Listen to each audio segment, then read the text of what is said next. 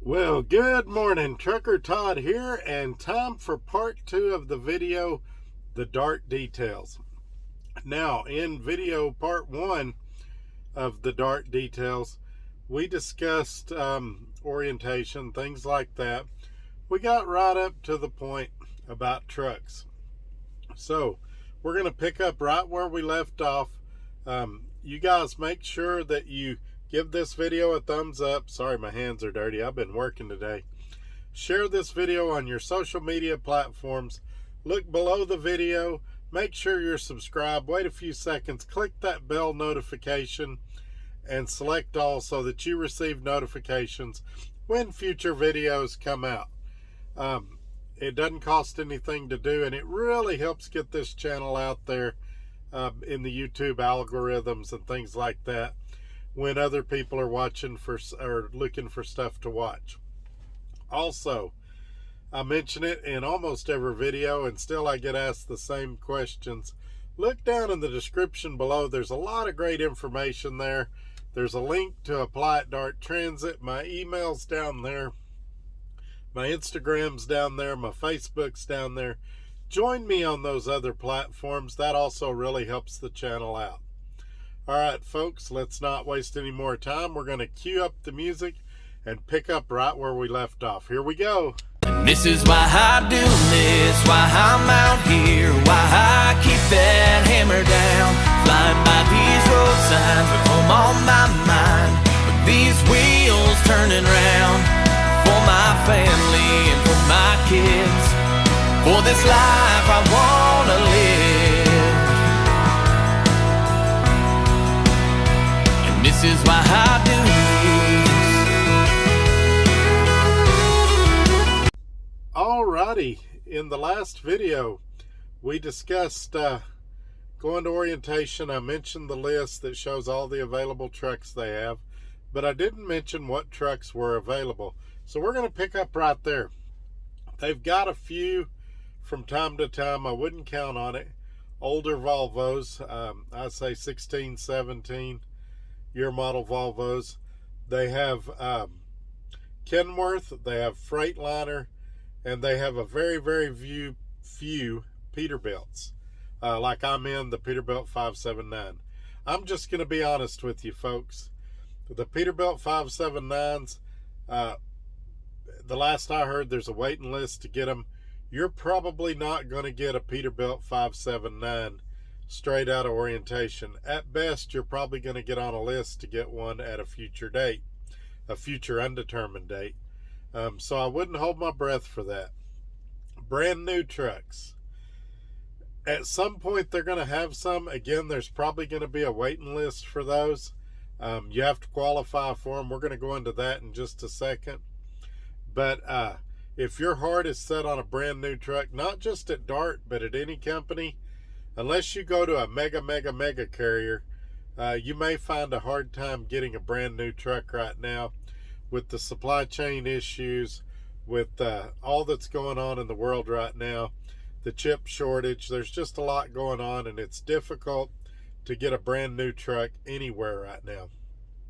You guys know, if you pass by an automotive dealership, a lot of those have a tenth of the inventory they used to have, because right now manufacturing is really struggling with all the challenges that are going on in the world. So, what truck do I recommend? It really comes down to personal preference, and I'm not going to tell you which way to go. I started off in a Kenworth T680. I love that truck, and I went to a 2022 Peterbilt, and I'm happy with it as well. Now, let's talk about truck payments. Truck payments are based on the year and model of truck you select. For example, my 2019 T680 was $1,900 a month. Or no, that's not right, $2,100 a month. And my 2022 Peterbilt 579 is $2,400 a month. They've got trucks that are cheaper than that. The terms vary based on the truck too. I've seen some as short as 12 months, and of course a brand new one could be 6 years or 5 years. Anyway, a long time. But anyway, as I've said in the other videos, I'm telling you things as I know them to be true on the date of filming this video.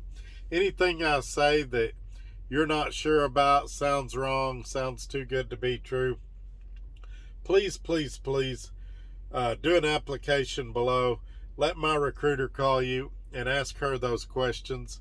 I'm not an employee of DART. I'm an independent contractor for DART, so I'm not a representative for them.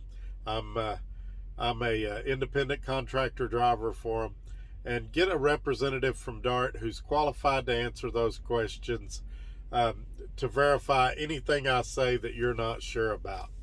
Okay, so that's the way it works on the truck. Now, I mentioned what you qualify for. So what they'll do is during the hiring process, they'll do what they call a welcome call. And Highway Sales, which is the leasing company, will contact you. And they do a credit check. Now, they don't base their decision on your credit per se. What they do is they look for past due child support, past due taxes, liens, things like that. It is possible to get a truck here with bad credit. I'm living proof of that. And every case I've ever heard of, it's no money down. So you shouldn't have to put any money down up front to get a truck. All the trucks are going to have a balloon payment. And if you don't have the money to pay it off at the end, they will finance that balloon payment.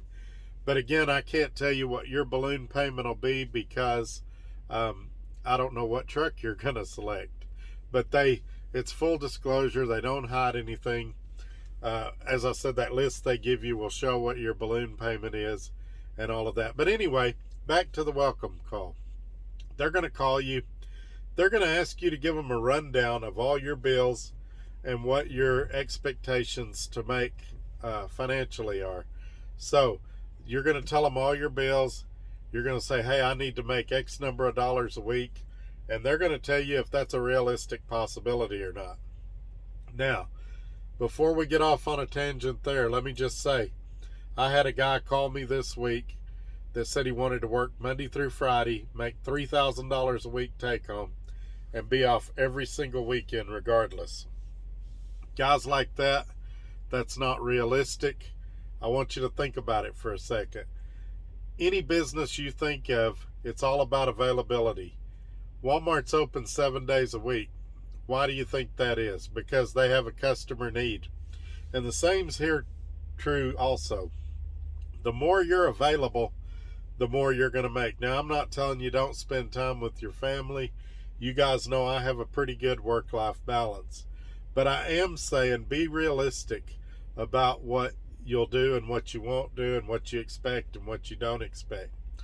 I've had guys with different companies, I hadn't had it here at DART yet, that they'll list 30 states they won't go to, and then they'll complain when there's no freight available. Well, if you've got 30 states you won't go to, it's really hard to find a load that meets your criteria.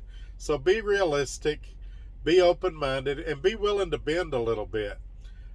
There's going to come a point where you're going to need them to do you a favor, to get you home for a family emergency or for a birthday or something, and you're going to want them to bend and help you out. So if they ask you to do something that maybe is not something that would be your first choice, try to help them out too. Now, let's talk about that for a second. They, as far as loads go, I've heard it said that in orientation, they will say that they offer you 3 loads and you can pick which one you want.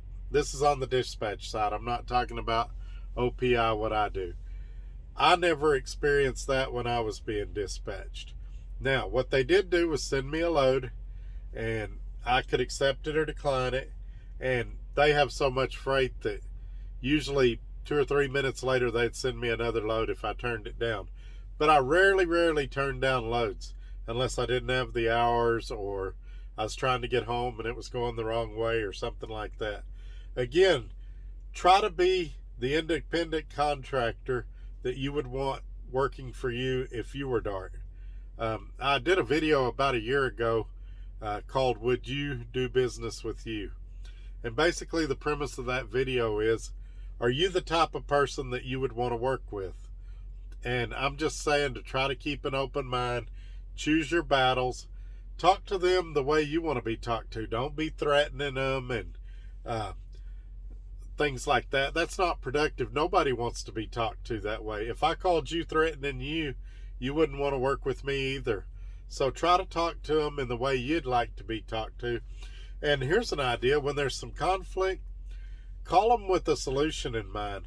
Say, hey, here's the problem, and I've been thinking about how we could fix this, and this is an idea I had. And they may go for it, or they may have a different idea that's even better than the one you thought of. But if you're belligerent and calling and threatening them and screaming and hanging up on them, and trust me, I've got guys like that call me all the time. If you're hanging up on them, that's not going to get you anywhere, because at some point you're still going to have to talk to them. Why not call them in a calm, reasonable voice and work something out with them? So during that welcome call, they'll find out what your situation is, and then they'll approve you for a truck, and they go by your model. They'll say you qualify for a 2020, and that means you can get anything from 2020 older, or you qualify for a 2019, so you can get a 2019 or anything older. Now, they may say a 2021 or 2022, but it's subject to availability. And like I said, you may have it set in your heart that I had it set in my heart that I wanted a black KW. I ended up with a red one because it was the best truck available from the options I had before me. And I still have my sheet from orientation of all the trucks that were available. The mileage on them ranges usually from, and it varies, but usually from 200,000 to 400,000. They did have an old one on there, like I think it was a 17 or a 16. I could pull the list out and look, but it had like 700 and something thousand miles on it. It was a Volvo. I probably would not get that one, but to a guy that just wants something he can pay off quick, that might be the truck for you. So there's different tennis shoes for different feet, and there's different trucks for different drivers. I get asked a lot, what truck would I select? And I generally follow that up with a lot of questions about the person and what their goals are and what their needs are and things like that. The Peterbilts have refrigerators built in. The Kenworths for the most part and the Freightliners for the most part do not. On my Kenworth, I went to the Kenworth dealer and actually bought the factory refrigerator. It was a little over $600. It was super easy to install. Took me less than 10 minutes.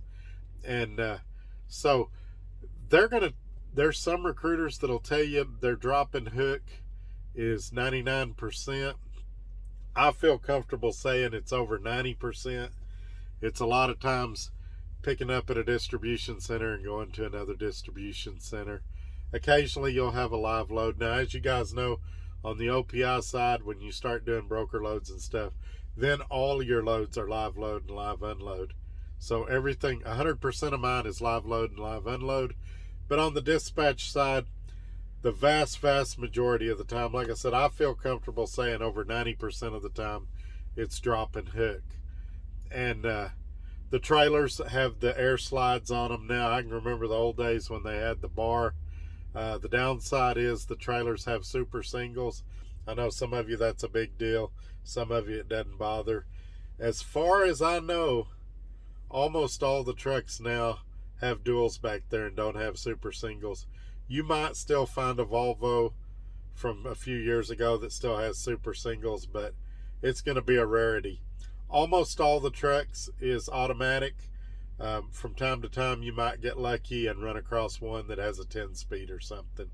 But we're at the 15-minute mark. I've got to wrap this video up.